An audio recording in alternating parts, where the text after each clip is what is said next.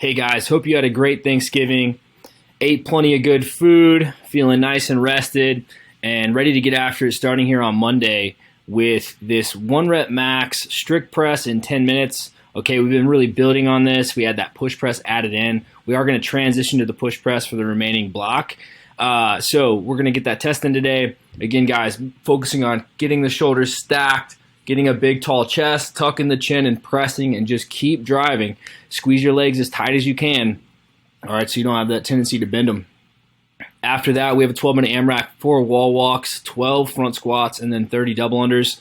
When looking at this workout, the wall walk should just be nice and steady, okay? If you have to scale that, we're just going to have you walk up as close as you can and then back down. If you need to scale that even further, even just an inchworm where you're walking your hands out as far as you can into a hollow body position and then walking your feet up is a great option as well. All right, on the front squats, this weight should be relatively light and should be able to be done for 12 reps unbroken, especially early on. Now, it might get a little tougher later in the rounds, but that's what we're really looking for. Anywhere from 4 to 6 rounds here is what we're looking for. All right, guys, once we finish that, we've got some accessory work, banded tricep push downs, banded rows, and hammer curls. All right, Tuesday, we are rolling into those gymnastic clusters. Okay, again, just working on whatever you've been doing.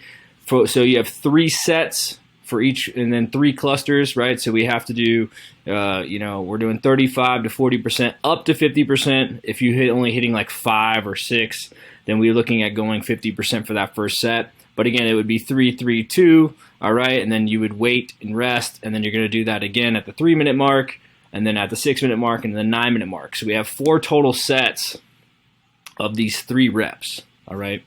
So again, guys, picking something that you can maintain. If you are up in the 15, rep range for some of these movements, then this might be a little bit more challenging. Feel free to kind of start out big, and then you might fall off a little bit because it does become a lot of volume if you're hitting big sets, or maybe try a higher level skilled movement if you're outside of this range here. After that, we have 5-minute AMRAP. We have 10 toes to the bar, just kind of continuing on that kipping pattern we just kind of hammered, and then 10 wall balls. And looking at this, guys, we're roughly looking at 4 to 5 rounds for each of these too. So 4 to 5 rounds for each of these 5-minute AMRAPs. The second one is those alternating dumbbell power snatches and box jumps with the step down. So 5 rounds would be really good. If you're over that, even better. But if you're getting at least 4 rounds here, we're gonna be good to go. Wednesday, we have deadlift clusters at 70%, so 1-1 on the 90 seconds for 6 sets. You're going to rest 5 seconds between those reps. Again, guys, make sure you're getting all the slack out of those bars before driving those legs hard. Okay, reset each rep. That's what we're going to be looking for. And then we have on the 4 minutes, we have this barbell complex for performance, which is deadlifts and hang power cleans, which you're going to build. And then you have bar facing burpees. So round 1, you have 10 deadlifts, 5 hang power cleans, 4 burpees. And then 8, 4, 8 burpees, 6, 3, and so on and so forth, as you guys can see. So the burpee reps will go up as the weight goes down.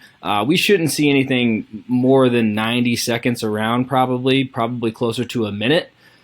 Maybe the last round that's a little different, but that's what we're looking for, a minute to 90 seconds per round on this, guys, really pushing the weight and pushing the intensity, knowing that you're going to get a good amount of rest. Now for fitness, we didn't kind of change it up every time. We wanted to keep it very consistent. So for this, 10 deadlifts, 5 hang power cleans, especially if you're getting used to the movements, and then 10 burpees.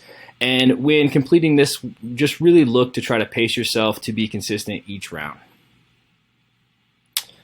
All right, Thursday, we're going to start out with on the 3 minutes for 3 sets. We've got bike, carry, bike. We'll rest. Then we've got ski, swing. Going to go with heavy to the eyes. And then ski, and then rest a minute, and then we have a run, box jump, run. Okay, now with these are very quick hitters, guys. We're looking at this being roughly a 90-second piece, maybe a little bit longer, maybe a little bit shorter, but you should be getting a 1-to-1 during those 9 minutes. That's what we're going to be looking for, really pushing the pace a little bit more and kind of challenging yourselves with some different movements that we don't normally do. With these swings, you do want to push a heavy weight. We have a lot of heavy dumbbells, even 2 dumbbells at a time, as long as you're not clanking them together, can work, and you're just swinging to the eyes. But pick something that's challenging for 8, but you can stay unbroken. After that, our gymnastic accessory, 3 rounds. We've got 3 to 5 wall walks, and you're going to hold a 5 to 10 second pause at the wall, and then 12 to 15 pike ups, right? So we're up there, our hands are in front of us, we're bringing our legs up straight. And then we have some false grip hangs, so hanging from the rings, really trying to get the meat of that hand up. If you guys cannot do that, just do those, you could do that in a ring row position and do the same thing and just hang a little bit longer. That false grip hang is really going to really feel that in the forearms, but it is important to build as we're looking at progressing our ring positions in the future in our movements. And then we have the ring support hold, but you also can do a matador hold or even a plank push-up hold if you need to. Friday, we've got 3 on the 3 minutes for 5 sets. We are going to build to a 3 rep max today. All right, guys, so, just make some consistent jumps there. Start out, roughly 85% or 80% probably is good, and then you can build from there. After that, we have a 12-minute EMOM. We have 5 per side of those Cossack squats, which we're doing a lot of, really challenging that lateral movement and sinking deeper into the squat. If this is really challenging for you guys, just go a little lighter and try to really focus on your range of motion and control. We have 6 pin lay rows, so that barbell is going to start on the floor, back is flat. We're rowing in each time. We're not, kipping or pulling with our upper back. If you have trouble getting in that position, doing a bent over row will be totally fine there, guys, especially if you have a challenging, or it's very challenging to keep your back flat with the bar on and row. So it's okay to elevate that up or even set it up on something slightly elevated.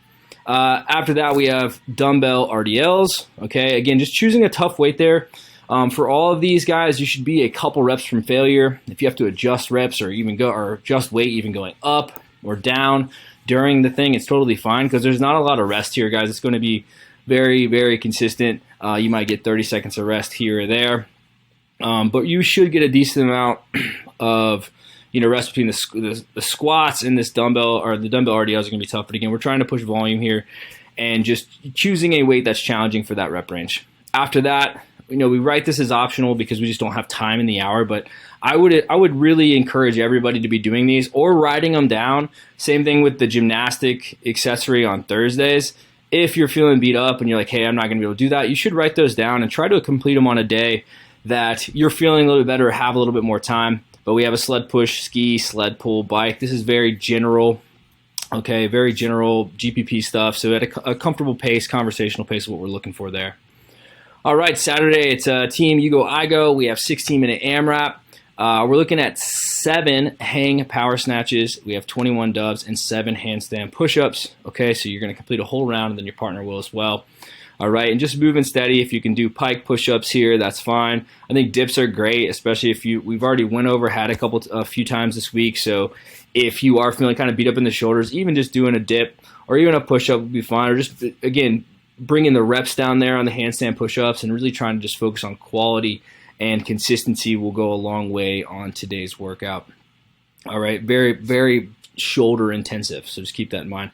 And then we have 20 to 30 minutes, just steady run, nose only, breathing in and out the nose if you can. If you cannot do that, I really would suggest you guys try to. It's the best way to kind of regulate your heart rate, keep it down, and really know that you're in a comfortable pace. So if you can't do that today, then maybe just run that on Sunday.